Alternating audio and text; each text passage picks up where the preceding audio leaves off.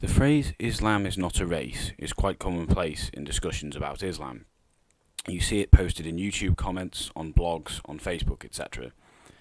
There's nothing untrue about the statement. Islam is indeed not a race, it's a religion. But who is actually claiming it is? This is a genuine question. If there is anyone who has made the direct claim that Islam is a race, I would like to know who.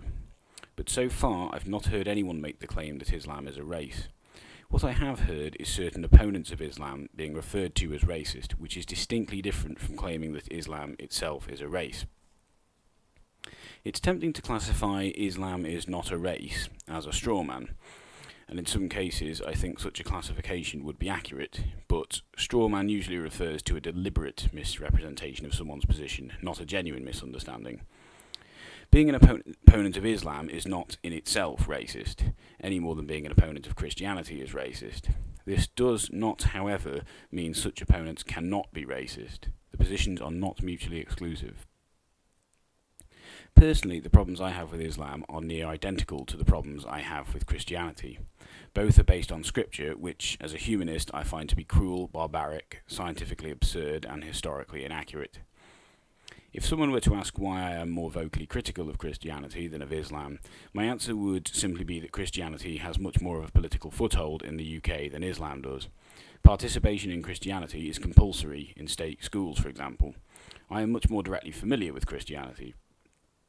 While Christian and Islamic scripture are very similar, the role these religions play both globally and locally is very different. In a recent exchange with supporters of hard-right political groups, such as the EDL, I was continually told that Islam is un-British, or un-English, or not in keeping with Western values. But I was also told that I could not accuse them of racism because Islam is not a race.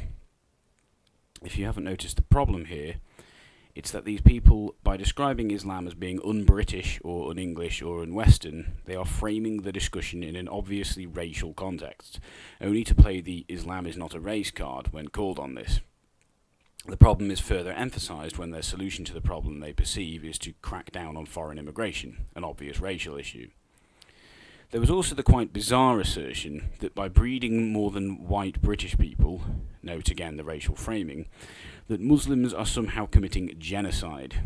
The stupidity of this claim is obviously staggering, not least because it equates having babies to killing people, but most notably because the word genocide refers to the extermination of a race. Professor Richard Dawkins has been quoted as describing Islamic creationism as alien rubbish.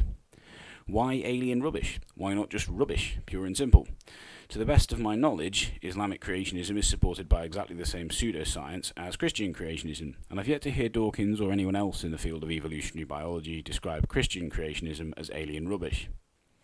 YouTube vlogger Pat Condell is known for his video Welcome to Saudi Britain, which, from the title itself, chooses to frame the issue in racial terms. This unpleasantness is taken further when Condell refers to the entire population of Saudi Arabia as being mentally ill.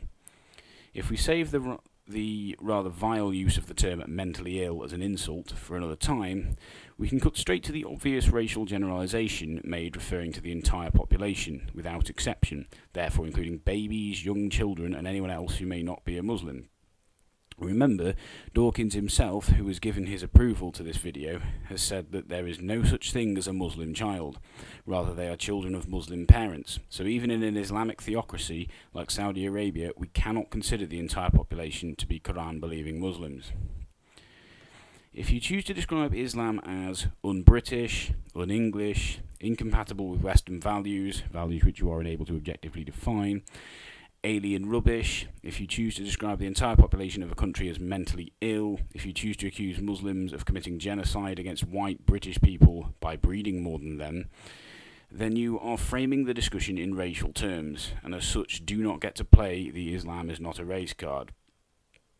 To me, it is obvious that when a group of people will protest outside mosques because of Islamic paedophile gangs, but never seem to protest outside Catholic churches when paedophilia scandals are brought to light, when vloggers claim Muslims should not be allowed to practice their constitutional right to build mosques, but remain indifferent to the building of churches, even going so far as to defend their existence because you like the sound of church bells, These individuals are not opposing Islam for anti-theistic reasons. Rather, they are using opposition to Islamic theology as a cover for their prejudice against brown people who talk and dress differently.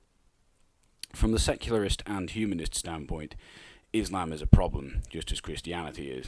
A problem that needs to be dealt with in a rational manner, not a paranoid one.